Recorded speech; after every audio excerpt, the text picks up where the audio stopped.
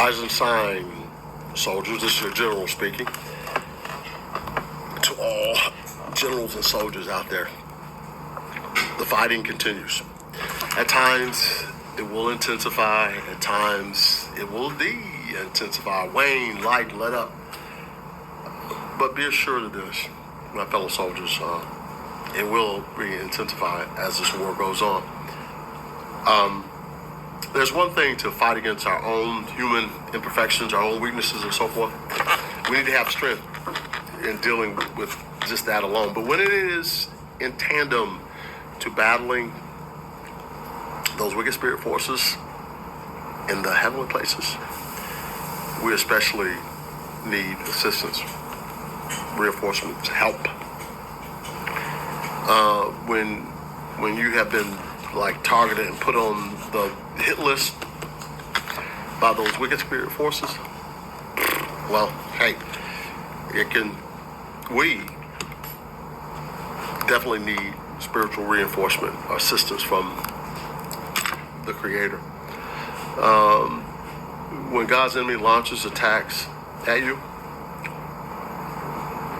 we cannot defeat them by ourselves.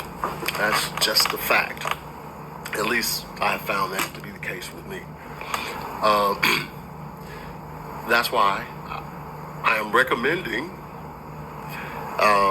one of several strategies that has worked for me, that I've used, and I just used it recently. It's James 5:16. And to paraphrase it, it is how the prayer of the righteous one has much force or weight, And it's about intercessory, having people pray for you, That passage works. I know it works. It has a powerful reaction and force when put to use, and that's what I'm doing here, and is encouraging for others who can see the invisible and see the attacks that could be happening, that need to have reinforcements or assistance. Hey, use this. Have righteous people pray on your behalf to send reinforcements to help you deal with whatever you may be going through. And sometimes, I've gotten answers quickly when I've done that, and sometimes I've had to be patient.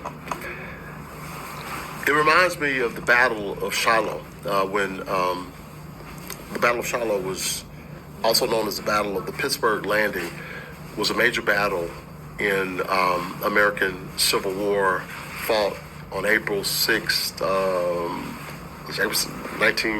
1862. It was Union Commander General Ulysses Grant against Confederate Commander Sidney Johnston. In short, Confederate General Grant called in for reinforcements because he was the attack that the Confederate General Sidney had on him, but guess what? He had to wait because they couldn't get reinforcements there at that time. They had to wait and be patient, okay?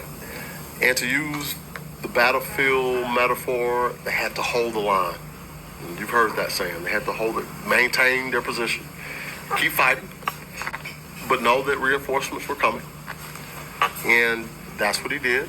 And to make a long story short, reinforcements arrived, and if you know history,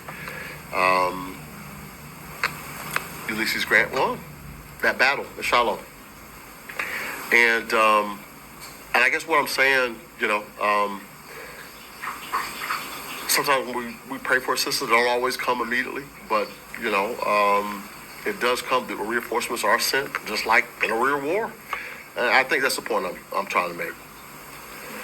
So, I guess what I'm pushing here, and not trying to be verbose or redundant in pushing this point, but James 5:16 worked. I'm just telling you, I've used it, got an immediate response from using it. And like I said, sometimes I don't get immediate response, but a lot of times I do. So use it if you're going through something, if you're, having some challenges and you need assistance, then use this James 5:16. But make sure when it says a righteous person, make sure that they are persons that that are living in a way that is in harmony with love and goodness and truth. I want to invite you to think about the following for a second. Juxtapose the two wars that you're familiar with: the physical war fought by humans, the spiritual war that you know that spirit beings fight. The physical war is a mere microcosm of a much larger macrocosm. Super. Put it to the side. Sorry, I was interrupted there. You've heard the phrase, as above, so below. As below, so above. And it's an all hermetic axiom that means there is a correspondence between the laws of phenomenon and like what's above and what's below. And the point I want to make here is that war took place in the heavens too, and badness was eradicated from the heavens. Now, the same is going to take place below. Eradication of evil is going to take place, and it is really a war. I'm not using hyperbole. It is really a war.